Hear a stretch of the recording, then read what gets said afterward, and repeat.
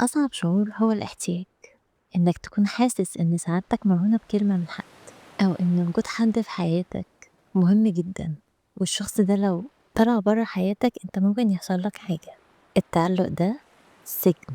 النهارده اسم الله المغني، والمغني هنا مش اللي بيغنيك من الفقر المادي، لأ، ده اللي بيعني نفسك، بيخلّيك حاسس بحالة من الاكتفاء، إن لوحدي كفاية. لمّا ربنا يغنيك من جوّه هتحب الناس علشان هُم حلوين، مش علشان أنت محتاجهم أو محتاج منهم اهتمام أو أمان. النهارده فورًا جرّب كده تستغنى عن حاجة كنت متعود تعملها، أو حاجة كنت دايمًا متعود تطلبها من أي حد، استغنى عنها تمامًا، ما تقرّبش منها، وشوف نفسك حاسس بإيه. هتحس إن ربنا معاك، واللي ربنا معاه ما بيحتاجش أي حاجة تانية من أي حد. ودي كانت رحلتنا النهارده.